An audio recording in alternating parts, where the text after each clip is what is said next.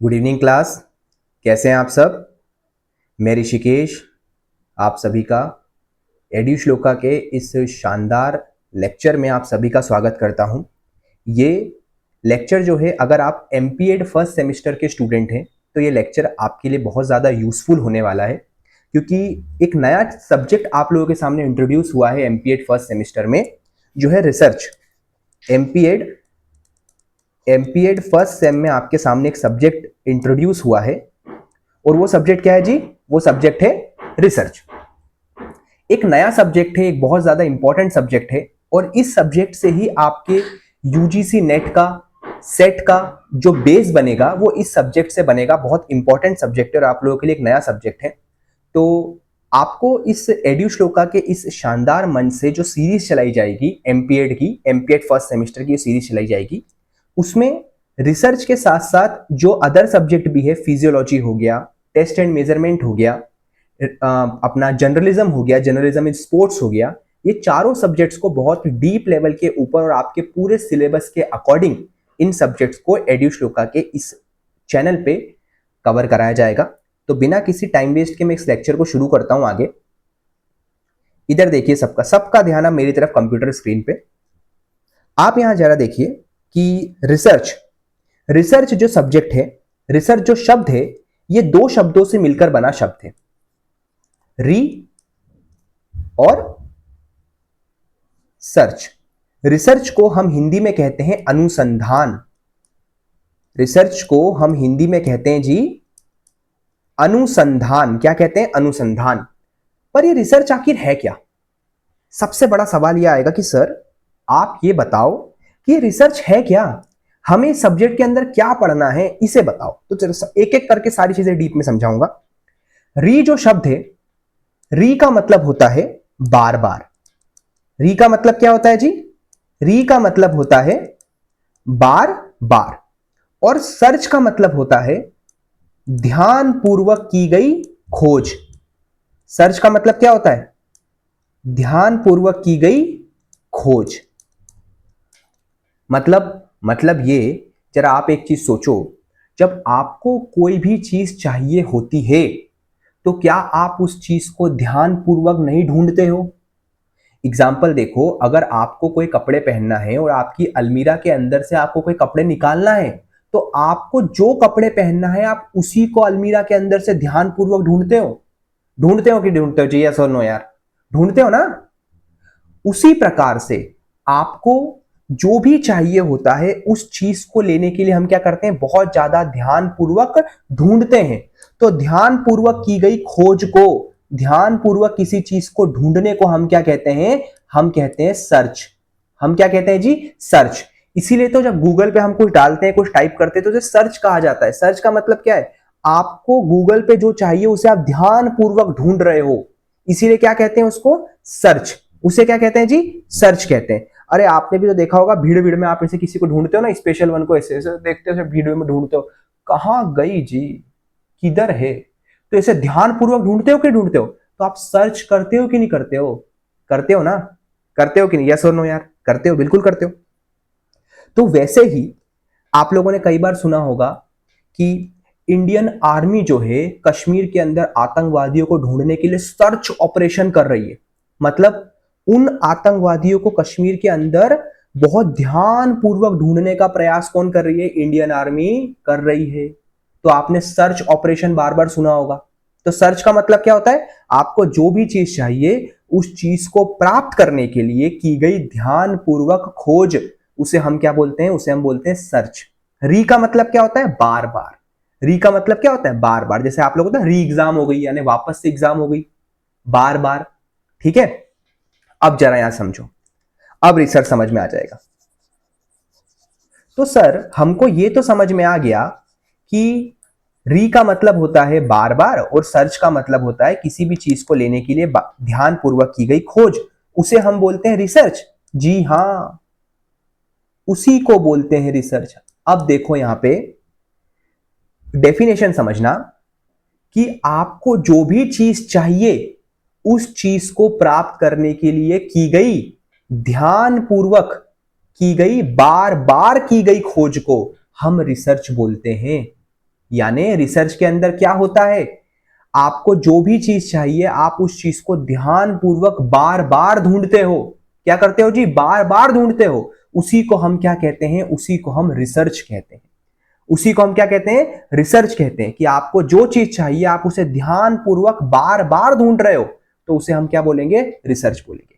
आसान भाषा में देखो, जरा इधर ध्यान दो। ये मेरे हाथ में आपको फोन दिख रहा है, फोन फोन क्या ये फोन पहले भी ऐसा ही था? जब सबसे पहले फोन आया था तो क्या फोन ऐसा था? इधर देखो, एक इमेज लगाई है मैंने आपको समझाने के लिए। ये देखो, आज मॉडर्न टाइम के अंदर अगर हम देखेंगे, मॉडर्न एरा के अंदर देखेंगे, तो इस टाइप के फोन यूज हो रहे हैं। ये इस टाइप के फोन आज मॉडर्न टाइम में ये फोन यूज हो रहे हैं। पर जब सबसे पहले फोन आया तो देखो, यहां से ये वाला फोन बना, उसके बाद ये बना, फिर ये बना, फिर ये बना, फिर ये, फिर ये, फिर ये, फिर ये, फिर ये, फिर ये, फिर ये, और अभी भी कंटिन्यू नए मॉडल्स आते जा रहे हैं। तो ऐसा कैसे हो रहा है? कभी किसी ने इसके ऊपर ध्यान दिया है कि ऐसा हो कैसे रहा है? जरा यहां देखो कि ऐसा कैसे हो रहा है, कि ऐसा कैसे हो रहा है। सबसे पहले कोई वैज्ञानिक होंगे जिन लोगों ने ये तरीका निकाला होगा कि आखिर ये फोन कैसे बनता है, ये तरीका निकाला होगा। फिर कोई वैज्ञानिक आया होगा, उसने बोला होगा नहीं जी, इसने जो तरीका ढूंढा है, मेरे शब्दों को पकड़ना, इसने जो तरीका ढूंढा है ये तरीका अच्छा है, पर एक और नया कुछ हो सकता है। तो उसने क्या किया, उस फोन बनाने के जो पुराने तरीके को फिर से ढूंढना शुरू किया, ध्यान पूर्वक वापस से ढूंढा, तो उसको फिर कुछ नया देखने को मिला। जब नया देखने को मिला तो उसने इस तरीके का फोन बना दिया। इसके बाद कोई वैज्ञानिक आया तो उसने फिर से ढूंढा, जब उसने फिर से ढूंढा तो उसको फिर कोई नया तरीका मिला, तो फिर उसने ये वाला फोन बना दिया। उसने फिर से ढूंढा तो उसको फिर एक नया तरीका मिला, उसने ये फोन बना दिया। उसने फिर से ढूंढा तो नया तरीका मिला, उसने ये फोन बना दिया। तो आप जरा ध्यान दो, आज के टाइम पे हम जो इस पूरे फोन की यात्रा को देखते हैं कि ये फोन यहां से आज यहां तक आ गया और यहां से भी कंटिन्यू आगे बढ़ता जा रहा है, तो इसके पीछे क्या कारण है? इसके पीछे कारण एकमात्र है रिसर्च। मतलब उस चीज को ध्यान पूर्वक जब बार बार ढूंढा गया तो हमें हर बार कुछ नया देखने को मिला। क्या देखने को मिला? हमें हर बार कुछ नया देखने को मिला, और जिस नया देखने से हमारे नॉलेज के अंदर क्या हो गई, वृद्धि हो गई। अब समझ में आ जाएगा, वापस आओ इधर। समझ में आ रहा है जी कि रिसर्च क्या है?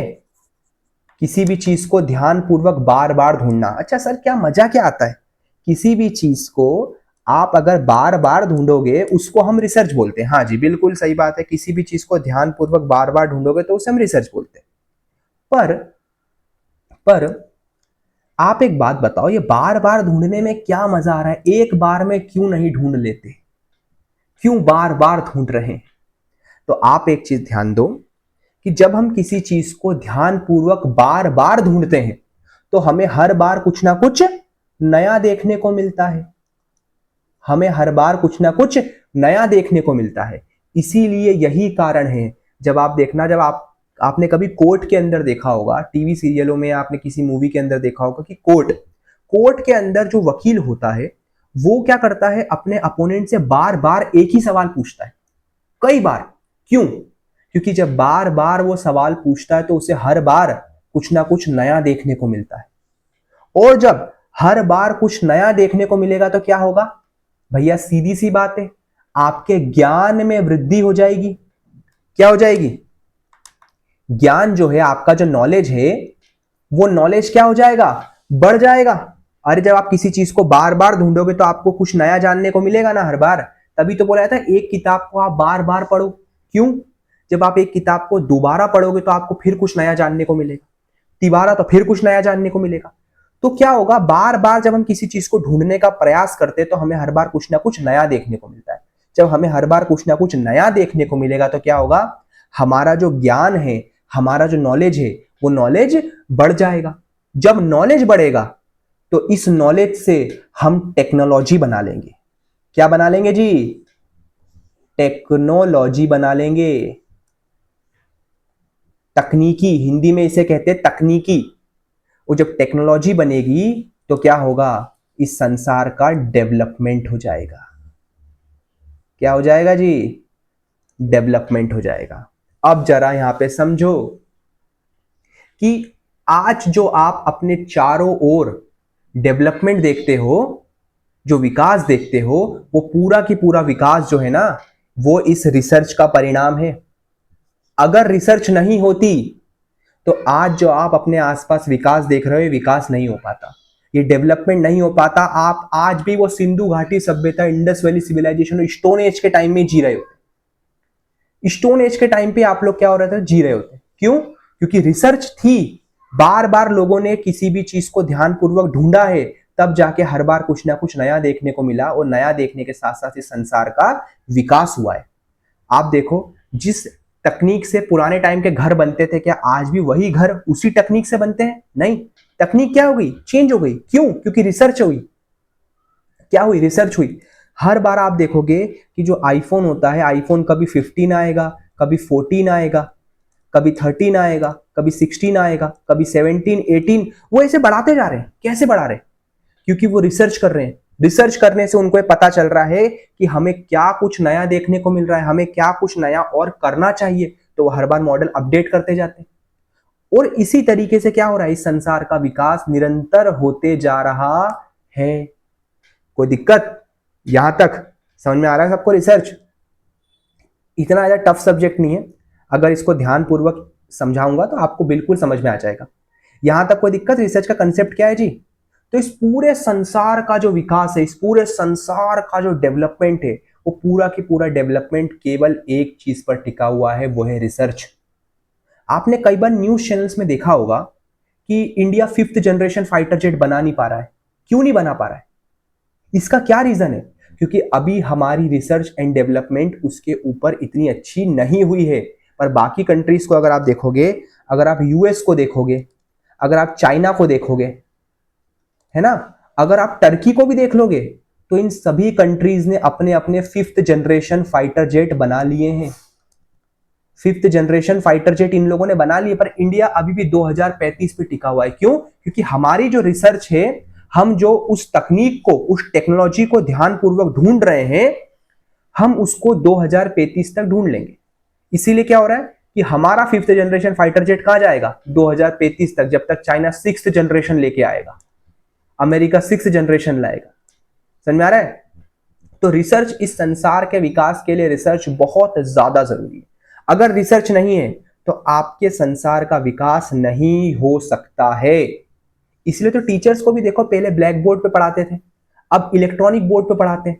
मैं देखो आपको पीपीटी पे पढ़ा रहा हूं। समझ में आ रहा है? तो क्या हो रहा है? ये रिसर्च हुई। जब रिसर्च हुई तो तरीके बदल गए। जब तरीके बदले, टेक्नोलॉजी आई, तो संसार का क्या हो गया? विकास हो गया। कोई दिक्कत? आगे चलूं? आगे चलूं जी? यहां तक रिसर्च समझ में आई है सबको? यहां तक रिसर्च सबको समझ में आ गई है? जरा यहां देखो, ये पूरी जो मैंने पीपीटी आपके लगाई है, पूरी पीपीटी में भी यही चीज है। पूरी यही चीज लिखी हुई इस पीपीटी में, जो मैंने आपको अभी हिंदी में बोल के क्लियर तरीके से समझाया, इस पूरी पीपीटी में भी वही चीज है। अब जरा यहां पे आओ वापस। अच्छा सर, हमको ये तो समझ में आ गया कि जो रिसर्च होती है वो क्या करती है? ज्ञान में वृद्धि करती है, और उस ज्ञान से हम टेक्नोलॉजी बना लेते हैं। और उस टेक्नोलॉजी संसार का क्या हो जाता है सर? उस टेक्नोलॉजी से संसार का विकास हो जाता है। अरे यस और नो यार, विकास हो जाता है कि नहीं हो जाता है? हो जाता है। अब जरा समझो, रिसर्च, ये बात तो बिल्कुल सही है कि रिसर्च क्या करेगी? ज्ञान में वृद्धि करेगी, यानी जो आपका नॉलेज है, आपका जो नॉलेज है, इस नॉलेज को रिसर्च क्या करेगी? बढ़ा देगी। रिसर्च क्या करेगी? रिसर्च सामाजिक समस्याओं का समाधान करेगी, यानी जो सोशल प्रॉब्लम्स है ना, जो सामाजिक समस्याएं हैं, इन सामाजिक समस्याओं का समाधान भी करने का काम कौन करती? रिसर्च करती। जैसे आप आसान भाषा में मैं आपको समझाता हूं। अगर मैं आपसे बोलूं कि मुझे बताओ कि क्राइम क्यों बढ़ रहा है, क्राइम बढ़ने का क्या कारण है, या फिर आज के समय में जो वुमेन्स इनसिक्योर है, वुमेन जो सेफ्टी नहीं है, जो उनकी बलात्कार, रेप, ये सारी चीजें हो रही है, इसके पीछे क्या कारण है? तो आपको क्या पता? कैसे पता करोगे? आप क्या करोगे? समाज के अंदर लोगों से बात करोगे, लोगों से बातचीत करके जानकारी को इकट्ठी करोगे। जब जानकारी इकट्ठी करोगे तो वहां पे आप किसी चीज को ध्यान पूर्वक देखोगे, समझोगे, तब आपको रीजन समझ में आएगा कि समाज के अंदर जो अश्लीलता है उसका कारण क्या है, क्यों आखिर वुमेन इनसिक्योर है, इसके पीछे क्या कारण है। फैमिली बैकग्राउंड एक कारण है ना, या फिर ड्रग्स एक कारण है, जो नशे हो रहे हैं वो एक कारण है, या फिर जो इंटरनेट है वो इसके पीछे कारण है। ये आपको कैसे पता चलेगा? जब आप ध्यान पूर्वक क्या करोगे, किसी भी चीज को ढूंढोगे। समझ में आ रहा है जी? तो रिसर्च क्या करती है? रिसर्च क्या करती है? रिसर्च नॉलेज तो बढ़ाएगी, रिसर्च सामाजिक समस्याओं का समाधान करने में भी क्या करेगी? हेल्प करेगी। सामाजिक समस्याएं, जो सोशल प्रॉब्लम्स हैं, जो समाज के अंदर समस्याएं, उन समस्याओं को भी अगर आपको समाधान करना है तो आपको रिसर्च का सहारा लेना पड़ेगा। क्यों? क्योंकि समस्याओं को जब तक ध्यान पूर्वक ढूंढोगे नहीं, जानोगे नहीं, समझोगे नहीं, उसका समाधान भला कैसे कर पाओगे। उसी प्रकार से रिसर्च जो है ये वैज्ञानिक समस्याओं का भी समाधान करती है। किसका समाधान करती है जी? जो वैज्ञानिक समस्याएं हैं, scientific problems, in scientific problems का भी समाधान कौन करती है जी? इन साइंटिफिक प्रॉब्लम्स का समाधान भी रिसर्च करती है। कैसे? जैसे यहां समझो, 2020 में जब कोरोना आया था, क्या आया था जी? 2020 में कोरोना आया था, कोरोना वायरस, कोरोना आया था। कोरोना की वैक्सीन बनानी है तो कोरोना की वैक्सीन किससे बनाओगे? अपने घर के साइकिल वाले से बनवाओगे क्या? कि पड़ोस में कोई साइकिल वाला, सर सर सर वैक्सीन बना दो, उससे बनवाओगे? नहीं ना। क्या होगा? वैज्ञानिकों की बहुत बड़ी टीम इसके पीछे जुटी। उन्होंने क्या किया? साइंटिस्टों ने क्या किया? पूरी की पूरी जो समस्या है उसका समाधान हमारे सामने 2-3 महीने में करके निकाल दिया। तो आपने देखा कई बार साइंस के सामने भी चैलेंजेस होते हैं, कई बार विज्ञान के सामने भी चैलेंजेस होते हैं कि कोरोना एक नया वायरस है, इसका समाधान कैसे करें। तो साइंस से हो सकता है, विज्ञान से हो सकता है ये वाला समाधान, तो और कोई तो चीज है नहीं जिससे कोरोना वायरस का समाधान हो सकता था, और साइंस ने किया। आज हम देख रहे हैं हमारी गाड़ियों के अंदर E20 फ्यूल है। E20 फ्यूल अगर प्रॉब्लमेटिक होगा तो ये हमें कैसे पता? साइंस इस चीज का सॉल्यूशन करेगा कि अगर E20 फ्यूल प्रॉब्लमेटिक है तो उसको हम कैसे उसकी प्रॉब्लम को सॉल्व करें। अगर E30 प्रॉब्लमेटिक है, E40, E50, E80 अगर आ जाए तो ये अगर प्रॉब्लमेटिक है तो हम इसका सॉल्यूशन आखिर कैसे करेंगे? ये साइंस ही तो बताएगा ना। कई सारे चैलेंजेस हमारे सामने साइंस के लिए भी होते हैं। अगर इसरो है हमारा, इसरो, अगर इसरो की सैटेलाइट लॉन्च नहीं हो पा रही प्रॉपर, तो साइंस के सामने प्रॉब्लम है। तो साइंस के सामने प्रॉब्लम है तो सॉल्यूशन कौन करके देगा? रिसर्च करके देगा। हमने जब पहला गगनयान मिशन भेजा था, चंद्रयान मिशन, तो हमारा रोवर जो था वो चंद्रमा के ऊपर लैंड नहीं कर पाया था। तो साइंस के सामने एक प्रॉब्लम थी। रिसर्च ने क्या किया? उस प्रॉब्लम को ध्यान पूर्वक ढूंढा और उसका सॉल्यूशन निकाल लिया। तो आपने देखा होगा सेकेंड टाइम चंद्रयान मिशन हुआ तो हमारा रोवर चंद्रमा के ऊपर पूरी आसानी के साथ में शिव शक्ति पॉइंट के ऊपर लैंड कर पाया। समझ में आया आपको? तो रिसर्च, क्या मैं ये आपको बोल सकता हूं कि जो रिसर्च है वो वैज्ञानिक समस्याओं का भी समाधान करती है? बिल्कुल करती है। रिसर्च क्या करती है? किसी विषय के ज्ञान में भी आपको वृद्धि करती है। जो सब्जेक्ट्स का नॉलेज है ना, सब्जेक्ट्स का नॉलेज, इन सब्जेक्ट्स के नॉलेज में भी रिसर्च क्या करती है? बढ़ोतरी करती रहती है। कैसे? आप एक बात बताओ, आपने कभी ये चीज सुनी है हमेशा कि आपके सिलेबस के अंदर चेंजेस हो रहे हैं? यानी सिलेबस के अंदर चेंज हुआ है ना, जो पर्टिकुलर सब्जेक्ट आप पढ़ रहे थे उस सब्जेक्ट के अंदर भी परिवर्तन हो गया। कैसे पता चला? क्योंकि एक्सपर्ट लोग जो थे उन लोगों ने देखा होगा कि अभी जो वर्तमान सिलेबस है, सिलेबस ठीक नहीं है जी, इसको बदलो। यानी हमारी जो वर्तमान नीड्स हैं उस नीड्स के अकॉर्डिंग ये सिलेबस काम नहीं कर रहा है, तो हमें सिलेबस को क्या करना पड़ेगा? बदलना पड़ेगा। तो वो क्या करते हैं? सिलेबस को बदल देते हैं और नए टॉपिक्स को लाते हैं, पुराने टॉपिक्स को हटा देते हैं। तो ये कैसे हो रहा है? रिसर्च क्या कर रहा है? किसी सब्जेक्ट के विषय में, किसी सब्जेक्ट के ज्ञान में निरंतर क्या कर देता है? बढ़ोतरी कर देता है, हमारे देखने के नजरिए को बदल देता है। समझ में आ रहा है जी? आज हम पुरानी चीजों को जिन नजरियों से देखते थे, आज वर्तमान में उन नजरियों से उस चीज को हम नहीं देखते हैं। क्यों? क्योंकि रिसर्च ने क्या किया? किसी विषय के ज्ञान में हमारे बढ़ोतरी कर दी। आप ये चीज मानते हो कि नहीं मानते हो? मानते हो ना? जैसे वुमेन्स एजुकेशन, पहले के टाइम में वुमेन्स एजुकेशन को लेके एक अलग दृष्टिकोण था, पर रिसर्च ने निरंतर रिसर्च हुई, इसके फायदे लोगों के सामने आए, लोगों के सामने इसके रिजल्ट आए, तो आज देखोगे कि इसका जो नजरिया था वो नजरिया बदला कि नहीं बदला जी? बदला ना। वैसे ही अगला जो रिसर्च होती है ये क्या करती है, किसी भी चीज के अंदर एक पॉजिटिव चेंज लेके आती है। पॉजिटिव चेंज, सकारात्मक परिवर्तन, क्या कहते हैं जी हिंदी में? सकारात्मक परिवर्तन। जैसे सकारात्मक परिवर्तन आखिर हम किसे कहेंगे? ऐसा परिवर्तन जो किसी भी चीज को और बेहतर बना दे, किसी भी चीज को और अच्छा बना दे, ऐसे परिवर्तन को हम सकारात्मक परिवर्तन बोलते हैं। जैसे ये पेंसिल आपने देखा होगा, पेंसिल आज देखोगे पुराने टाइम की जो पेंसिल थी आज उसका तरीका क्या हो गया? बदल गया। क्यों? उस पेंसिल को बनाने के अंदर एक पॉजिटिव चेंज आया जिसने क्या किया? उस पेंसिल की क्वालिटी को बढ़ा दिया। बढ़ा दिया कि नहीं बढ़ा दिया जी? आपने पुराने टाइम में माइक देखे होंगे, जो माइक ऐसे होते होंगे ना, ऐसे माइक देखे होंगे, ऐसे माइक, और इसके ऊपर ऐसी रस्सी लगी रहती थी, तार, वो बड़े बड़े। तो रिसर्च हुई, रिसर्च ने बोला नहीं नहीं जी मजा नहीं आ रहा है, इसको चेंज करो। उन्होंने क्या किया? इस तार को गायब कर दिया। आज जो आप माइक देखते हो इसे ब्लूटूथ माइक है सारे, जैसे सिंगर ऐसे लेके गाना गाते ना स्टेज के ऊपर, हाँ वो सारे के सारे माइक क्या हो गए? ब्लूटूथ माइक हो गए। क्यों? क्योंकि रिसर्च ने क्या किया? उस चीज के अंदर एक पॉजिटिव परिवर्तन लेके आ गई। समझ में आ रहा है? रिसर्च क्या लेके आ गई? पॉजिटिव परिवर्तन। रिसर्च क्या हो गई? किसी भी चीज के अंदर लेके आ गई। ये सारे पॉइंट्स का ध्यान रखना।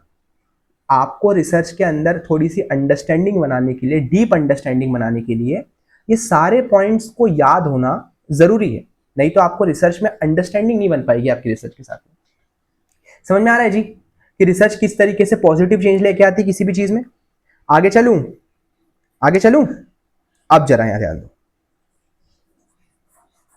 ये तो यहां पे क्लियर हो गया कि सर रिसर्च जो है वो किसी भी चीज के अंदर एक पॉजिटिव परिवर्तन लेके आ जाएगी।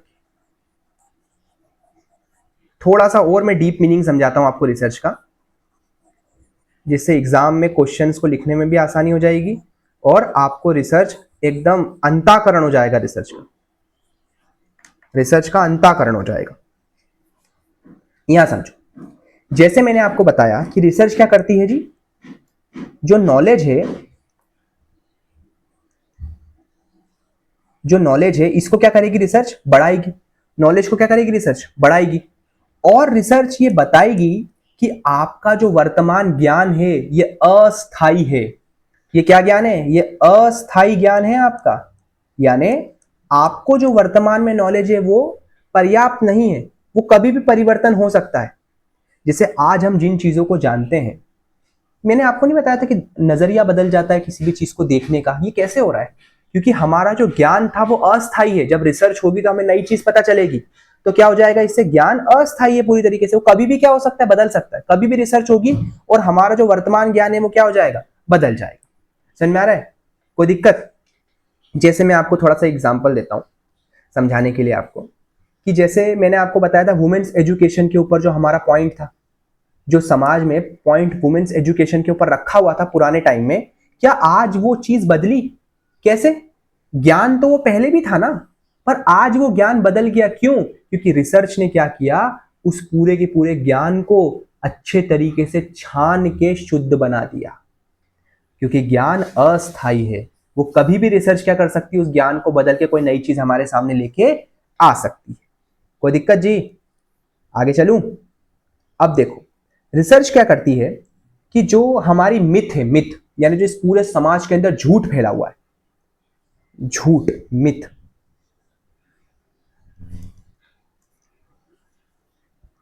जो इस पूरे समाज के अंदर झूठ फैला हुआ है, झूठ, इस झूठ को उजागर करने में भी कौन सबसे ऊपर हमारे सामने आती है? वो रिसर्च आती है।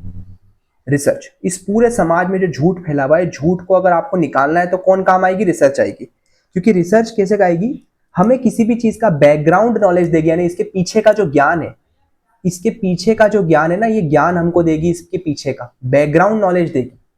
कौन देगी जी? रिसर्च देगी। बैकग्राउंड नॉलेज देने का काम करेगी आपको कौन? रिसर्च। कैसे करेगी?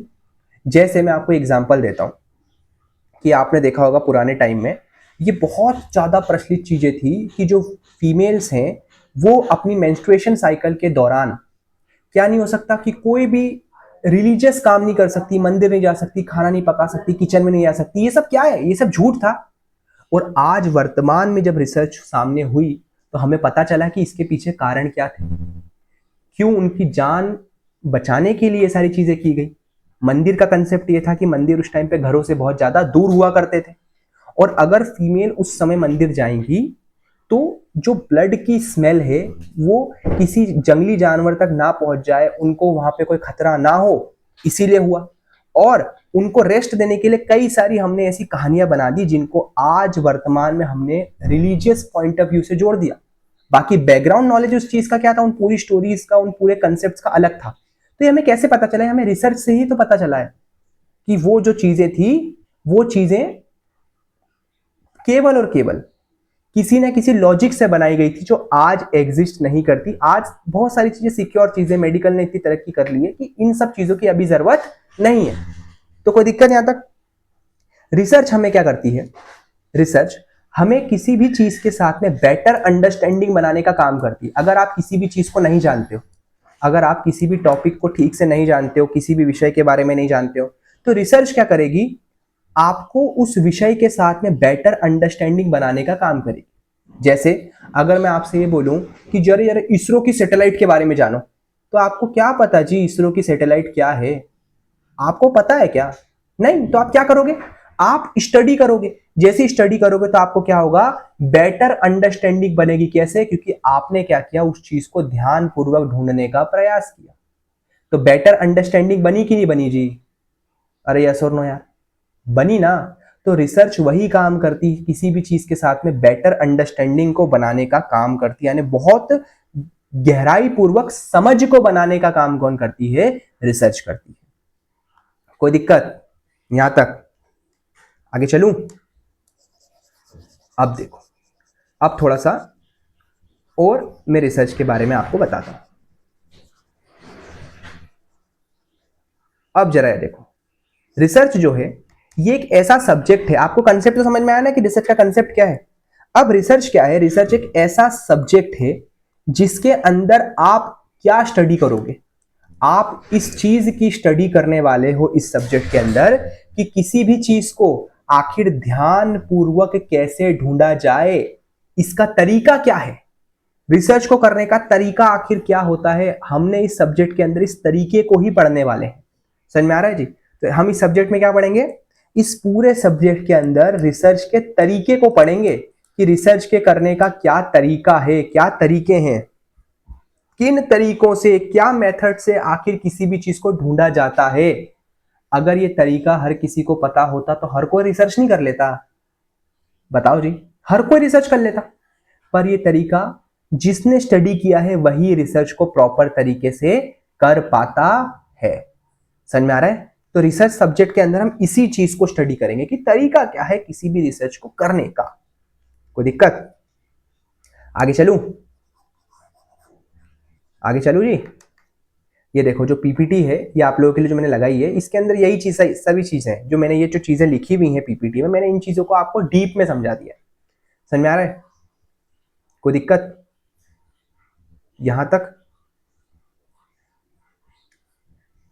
अब देखो, यहां से देखो, इधर से देखो सारे, कि रिसर्च को करने के स्टेप्स क्या। जैसे अगर आप, मैं आपसे बोलूं कि आपको जी ना, आपको खाना बनाना है, तो खाना बनाने के क्या स्टेप्स हैं?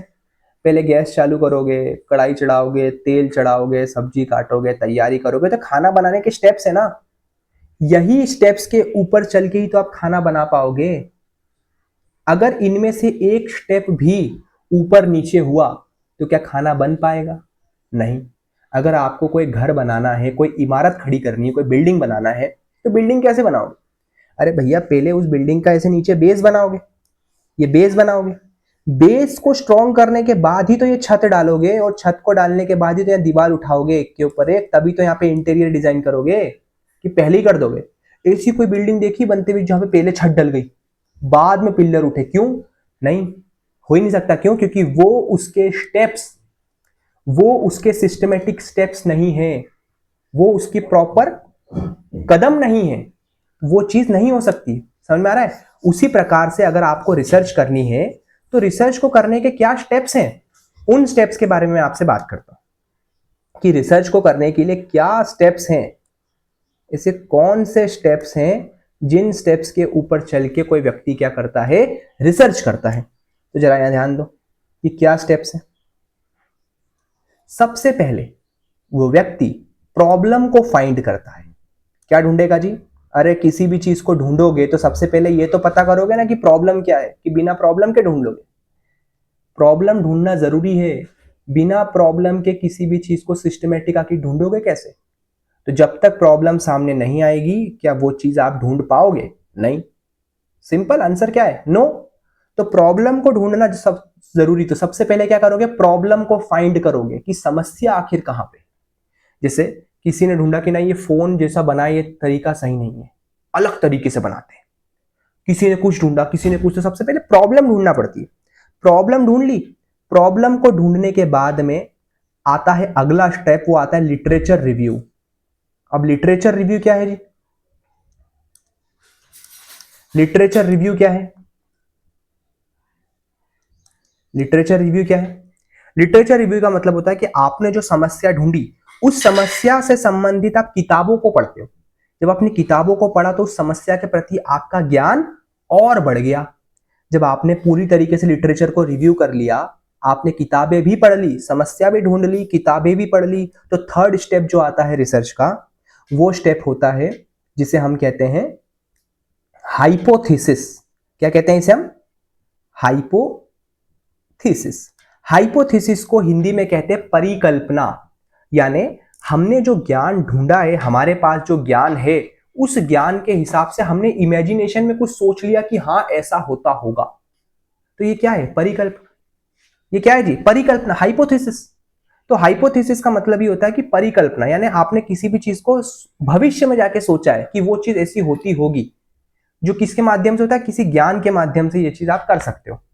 जैसे हमने कई बार देखा होगा ना, ऐसे क्रिकेट में, जिसे हम विराट कोहली बैटिंग कर रहा था, हम बोलते हैं यार नहीं ये ना कवर ड्राइव मारेगा। तो हमने क्या सोचा, देखा है कि हमने क्या किया, हमें जो पुरानी उसकी इनिंग्स हमने देखी है, उसका जो हमारे पास में ज्ञान था कि नहीं ये आते से दूसरी तीसरी बॉल पे कवर ड्राइव मार देगा, इसको ऊपर फेंकी, तो हमने उस ज्ञान के आधार पे आज वर्तमान में एक हाइपोथेसिस बना दी कि ये मारेगा, ये कवर ड्राइव मारेगा। तो क्या ये हाइपोथेसिस, ये पूरी तरीके से क्या है जी? ये परिकल्पना कहते हैं। तो परिकल्पना किसके आधार पर बनती है? रिसर्च में भी परिकल्पना बनती है। कैसे? कि नहीं यार जो, जैसे थोड़ी सी एक एग्जांपल देता हूं कि ये फोन है आपके पास में, ये फोन है, तो किसी ने जब इस फोन के बारे में देखा होगा कि फोन में 1 2 3 4 कैमरे, तो किसी ने इसको एक कैमरे से 4 कैमरे तक जाने से पहले ना इसकी परिकल्पना बनाई होगी जो ज्ञान के आधार पे होगा। उसके नॉलेज के हिसाब से उसने परिकल्पना बनाई होगी कि नहीं यार फोन के अंदर ये 4 कैमरे हो सकते हैं जो अलग अलग एंगल्स के ऊपर पिक्चर या फिर वीडियो बनाने में हेल्पफुल होंगे। तो ये पूरी तरीके से क्या है? ये पूरी तरीके से परिकल्पना है, हाइपोथेसिस है। अच्छा, हाइपोथेसिस बन गई। हाइपोथेसिस के बाद में जो अगला स्टेप आएगा, उसे बोलेंगे रिसर्च डिजाइन। क्या बोलेंगे उसको? Research design. कि आपको आखिर रिसर्च करनी कैसे है, उस चीज की डिजाइन बना देना, उस चीज का पूरा के पूरा तरीका बना लेना कि आखिर रिसर्च किस तरीके से करनी है। अच्छा, आप एक चीज सोचो ना, इमेजिन करो एक चीज कि जब आपको कोई काम करना है तो आप उसको पहले मन में उसकी पूरी परिकल्पना बनाते हो ना, क्या क्या स्टेप्स होंगे, किस तरीके से करना है। तो रिसर्च को करने का भी अगला स्टेप क्या होता है? Research design. रिसर्च डिजाइन के बाद में अगला स्टेप आता है डेटा कलेक्शन। क्या आता है जी? Data collection. कि जानकारी को क्या करना? इकट्ठा करना, पूरी की पूरी जानकारी को अलग अलग स्रोतों से इकट्ठा करना। और जानकारी इकट्ठी करने के बाद में अगला स्टेप आता है डेटा एनालिसिस। इसे हम कहते हैं जानकारी का विश्लेषण करना, डेटा एनालिसिस। डेटा एनालिसिस का मतलब क्या होता है? कि आपने जो डेटा इकट्ठा किया, जो जानकारी इकट्ठी की, उस पूरी जानकारी को डीप लेवल के ऊपर स्टडी करना, बहुत ज्यादा गहराई के अंदर जाके उस पूरी जानकारी को स्टडी करना और जानकारी के बारे में पता करना। क्या होगा? Data analysis. जैसे आपने देखा होगा कि जब कोई क्राइम हो जाता है तो पुलिस वाले क्या करते हैं, उस पर्टिकुलर जगह पे जाके इन्वेस्टिगेशन करते हैं। इन्वेस्टिगेशन में करते क्या है, वो डेटा कलेक्ट करते हैं। जैसे ही उसने डेटा कलेक्ट किया, डेटा कलेक्ट करने के बारे में उस पूरे डेटा को डीप लेवल के ऊपर पढ़ने की कोशिश करते हैं। तो ऑटोमेटिक क्या होता है, डेटा कलेक्शन के बाद में डेटा एनालिसिस होता है। एनालिसिस का मतलब आसान भाषा में समझना कि डीप लेवल के ऊपर किसी चीज को समझना, जो जानकारी आपने इकट्ठी की है उसको। तो जब आप ऐसा करोगे तो आपने डेटा एनालिसिस किया तो आपको 100% कुछ ना कुछ जानने को मिल जाएगा डिफरेंट, जिसे हम बोलेंगे कंक्लूजन। क्या बोलेंगे जी, कंक्लूजन। कि आपने जो डेटा एनालिसिस किया उससे आपको मिला क्या, डेटा एनालिसिस करने से आखिर मिला क्या, तो उसे हम क्या बोलेंगे, कंक्लूजन। कंक्लूजन कंक्लूजन के बाद में अगला स्टेप्स आता है फाइंडिंग्स, कि आपने क्या किया अपनी रिसर्च के अंदर, फाइंडिंग्स बता दिए कि मैंने मेरी रिसर्च के अंदर ये चीज ढूंढी है। अब कोई अगला बंदा आएगा तो वो इस जगह पे काम कर सकता है जो जगह खाली है। जैसे मान लो कि अगर उसने रिसर्च की, किसी बंदे ने, कि फोन के ऊपर ही रिसर्च की है, कैमरे के ऊपर रिसर्च करके गया, तो अगला बोलेगा कि नहीं, अगला जो रिसर्च है ना वो इसकी फ्लैशलाइट के ऊपर हो सकता है, ये पॉइंट खाली है। तो फाइंडिंग्स के अंदर वो इस चीज को बताता है। ठीक है, ये रिसर्च के स्टेप्स हैं। फाइंडिंग्स के बाद में आता है रिसर्च रिपोर्ट, कि आपने जो कुछ भी ढूंढा है, जिस तरीके से ढूंढा है, उस पूरी की पूरी उस रिपोर्ट को बना के आप क्या कर दो, लोगों के सामने पेश कर दो, ताकि लोग भी उस रिसर्च के बारे में ध्यान से समझ पाए, उस रिसर्च को जान पाए। ठीक है, तो अगला क्या स्टेप्स आता है इसके बाद में, रिपोर्ट।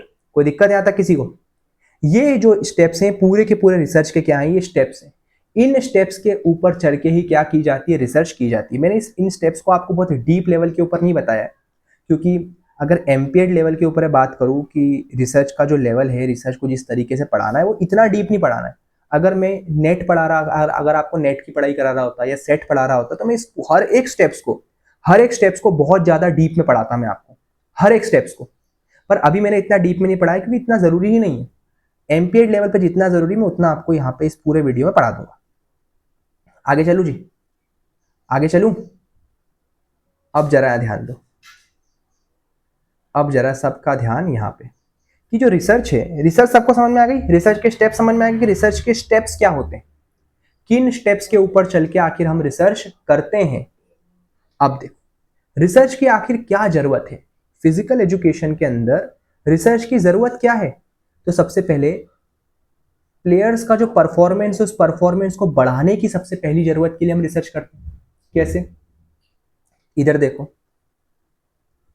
1990s के अंदर जो टेक्नोलॉजी यूज होती थी प्लेयर्स के परफॉर्मेंस को बढ़ाने के लिए, क्या अभी भी वही टेक्नोलॉजी यूज होती है? अगर 2026 की बात करूं तो क्या सेम टेक्नोलॉजी यूज होती? नहीं, सेम टेक्नोलॉजी यूज नहीं होती। क्यों? क्योंकि हमने क्या किया, टेक्नोलॉजी के ऊपर रिसर्च की, वो प्लेयर परफॉर्मेंस क्या हो गया, नई टेक्नोलॉजी लेके आ गए। इसे आपने देखा होगा, हेलमेट को देखा होगा कि पुराने हेलमेट कैसे थे, वो नए हेलमेट कैसे हैं। फर्क आपको देखने को मिलता होगा। बैट, पुराने और नए बैट में आप देखोगे फर्क आपको देखने को मिलेगा।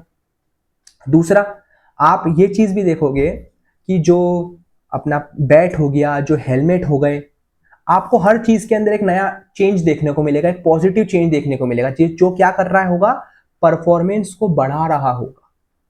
समझ में आ रहा है जी? तो प्लेयर्स परफॉर्मेंस अगर आपको बढ़ाना है तो उसके लिए भी आपको क्या करना पड़ेगा, आपको उसके लिए भी रिसर्च करनी पड़ेगी प्रॉपर तरीके से, जिससे आप क्या कर सकते हो, प्लेयर के परफॉर्मेंसेस को बढ़ा सकते हो। अगर आपको ट्रेनिंग के नए नए मेथड्स को डेवलप करना है तो भी आप क्या करोगे, रिसर्च करोगे। ऐसी रिसर्च करोगे, ऐसी एक्सरसाइजेस बनाओगे जिससे क्या हो सकता है, किसी भी प्लेयर की ट्रेनिंग उसकी ट्रेनिंग अच्छी हो सकती है, उसकी ट्रेनिंग के अंदर उसकी परफॉर्मेंस, उसका जो प्रदर्शन है वो प्रदर्शन बढ़ सकता है। आप ऐसा करोगे। आपने देखा होगा पहले के जो प्लेयर्स थे वो जिम वगैरह के ऊपर फोकस करते थे क्या? नहीं। पर अभी आप देखोगे हर चीज के ऊपर फोकस कर रहे हैं, डाइट के ऊपर फोकस कर रहे हैं, ट्रेनिंग के ऊपर फोकस कर रहे हैं, डिसिप्लिन के ऊपर फोकस कर रहे हैं। कैसे पता चला? क्योंकि ट्रेनिंग मेथड के अंदर रिसर्च ने एक पॉजिटिव चेंज लेके आया, इसीलिए तो पता चला। दूसरा, अगर आपको प्लेयर्स की जो हेल्थ है, इस हेल्थ को इंप्रूव करना है तो भी आप क्या करोगे, रिसर्च करोगे। तो भी आप क्या करोगे जी, रिसर्च करोगे। आपको प्लेयर्स हेल्थ इंप्रूव करना है तो उनकी फिटनेस को इंप्रूव करना है तो भी क्या करोगे, रिसर्च करोगे। कैसे? आपने देखा होगा कि हमने क्या किया, अगर देख थोड़ी देर के लिए आपने सोचा होगा कि पहले जो टीम इंडिया थी, किसी भी स्पोर्ट्स से ले लेना, ये जो इंडिया है, पहले टीम इंडिया का जो फिटनेस लेवल था, वो फिटनेस लेवल पहले का और अभी का, कौन सा फिटनेस लेवल आपको बेटर लगता है? अभी वाला। कैसे? क्योंकि अभी क्या किया, जितनी फेडरेशन थे, जितने एसोसिएशन थे, उन्होंने क्या किया, एक लेवल सेट कर दिया कि इस लेवल का प्लेयर होगा तो ही हम उसको टीम में लेंगे, इसके नीचे वाले को हम नहीं लेंगे। योयो टेस्ट आपने सुना होगा, योयो टेस्ट एक परफेक्ट लेवल के ऊपर आपको क्लियर करना जरूरी है। अगर उससे नीचे कोई प्लेयर गया तो बाहर हो जाता है। क्यों? क्योंकि हमने क्या किया, फिटनेस प्लेयर्स की जो फिटनेस और हेल्थ को हमने इंक्रीज करने का प्रयास किया। किसके माध्यम से? रिसर्च के माध्यम से। दूसरा, हमने उनकी इंजरीज को प्रिवेंट करने की कोशिश की कि प्लेयर्स की इंजरी को हम कैसे कम कर सकते हैं। जैसे आपने देखा होगा कि कई सारे ऐसे प्रोटेक्शन के गार्ड्स यूज होते हैं जो पहले नहीं यूज होते थे। पहले आप देखोगे तो हेलमेट पहले यहीं तक का था, अब बाद में पूरी तरीके से आगे कवर हो गया। यहाँ पीछे भी देखोगे, यहाँ पीछे भी हेलमेट क्या है, कवर है। क्यों? ऐसा क्यों है? क्योंकि क्या हुआ, हमको प्लेयर्स की इंजरीज को क्या करना है, बेटर बनाना है, उनकी इंजरीज को प्रोटेक्ट करना है, प्रिवेंट करना है, रोकना है। दूसरा, रिसर्च क्या करती है, कोचेस और टीचर को बेटर डिसीजन लेने में क्या करती है, मदद करती है। कैसे करेगी मदद? आप देखोगे, अगर मुझे किसी प्लेयर्स के बारे में जानना है, मुझे किसी प्लेयर के बारे में पता करना है, तो मैं क्या करूंगा, उसके पुराने स्टैट्स को ध्यान से टटोलूंगा, उसको ध्यान से देखूंगा कि पुराने इसने 2 साल पहले से लेके अभी तक इसने 4 साल में आखिर क्या किया है, उसको ध्यानपूर्वक पढ़ूंगा, स्टडी करूंगा, समझूंगा, तो मैं ये देख पाऊंगा और अपना डिसीजन बना पाऊंगा कि ये लायक है या नहीं। कोई दिक्कत? कोई दिक्कत जी? समझ में आ रहा है? आगे चलूं? ये हिंदी में भी लिख के दिया है मैंने, इसको पूरे तरीके, इधर देखो। ठीक है जी, कोई दिक्कत? आगे चलूं यहां से? अब देखो, जो रिसर्च है, रिसर्च के स्कोप क्या क्या है। अगर कोई व्यक्ति रिसर्च करेगा, तो कोई व्यक्ति अगर रिसर्च पढ़ेगा, कोई रिसर्च समझेगा, तो ऐसे कौन कौन से क्षेत्र हैं जिन क्षेत्रों के अंदर जाके वो काम कर सकता है, जहां पे जाके वो अपना कंट्रीब्यूशन दे सकता है। ऐसे कौन कौन से स्टेप्स हैं, ऐसे कौन कौन सी जगहें हैं, उन जगहों को हम स्कोप कहते हैं। स्कोप का मतलब यही होता है कि अगर आपने किसी भी चीज को समझा है, पढ़ा है, जाना है, तो आप उसको समझ के, पढ़ के, जान के आखिर कहाँ कहाँ पे अपना योगदान दे सकते हो, उसे हम स्कोप कहते हैं। तो रिसर्च पढ़ने के बाद में आप कहाँ पे अपना स्कोप है, आप कहाँ पे अपना योगदान दे सकते हो। तो यहाँ देखो, सबसे पहला योगदान आप कहाँ दोगे, फिजिकल फिटनेस, कि आप फिजिकल फिटनेस के ऊपर काम कर सकते हो, उन चीजों को ध्यान से ढूंढ सकते हो। दूसरा, स्पोर्ट्स परफॉर्मेंस, कि आप इस चीज के ऊपर ध्यान दे सकते हो कि यार प्लेयर्स का परफॉर्मेंस कहाँ पे गिर रहा है, क्या कारण है इनका परफॉर्मेंस गिरने का, क्या कर रहे हैं ट्रेनिंग के अंदर, ऐसा क्या चीज फॉलो नहीं कर रहे हैं जिस वजह से ये चीज हो रही है। तो प्लेयर परफॉर्मेंस के ऊपर आप काम कर सकते हो।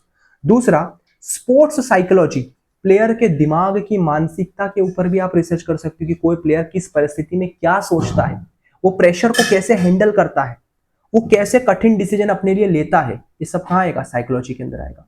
एक्सरसाइज फिजियोलॉजी के ऊपर आप काम कर सकते हो प्लेयर्स की, कि प्लेयर्स के शरीर के काम करने का तरीका आखिर क्या है, वो आराम की अवस्था में उनका शरीर कैसे काम करता है, और एक गेम की अवस्था में उनका शरीर कैसे काम करता है, तो और एक्सरसाइज के दौरान उनका शरीर किस तरीके से काम करता है, और ऐसी कौन कौन सी एक्सरसाइज को हम बढ़ाएं, बनाएं, जिनसे उनकी शरीर के काम करने का तरीका, उनके शरीर की क्वालिटी इंप्रूव हो जाए। तो ये आप किसमें, स्पोर्ट्स फिजियोलॉजी, एक्सरसाइज फिजियोलॉजी के अंदर आप इसका यूज कर सकते हो। दूसरा, स्पोर्ट्स न्यूट्रिशन, कि कौन कौन से न्यूट्रिशन ऐसे बेनिफिशियल है प्लेयर्स को जो उनके परफॉर्मेंस को बढ़ाएंगे। ऐसे कौन से न्यूट्रिशन है, किस प्लेयर को किस प्रकार के न्यूट्रिशन चाहिए, हम उसके ऊपर क्या कर सकते हैं, रिसर्च के माध्यम से काम कर सकते हैं। दूसरा, बायोमैकेनिक्स, बायोमैकेनिक्स की मतलब होता है कि आप मूवमेंट्स की स्टडी, कि प्लेयर अपनी बॉडी में कौन सा मूवमेंट करेगा जिससे उसका परफॉर्मेंस बेटर हो जाएगा। आपने देखा होगा विराट कोहली का जो स्टांस है, खड़े होने का तरीका कभी कभी चेंज हो जाता है। कैसे?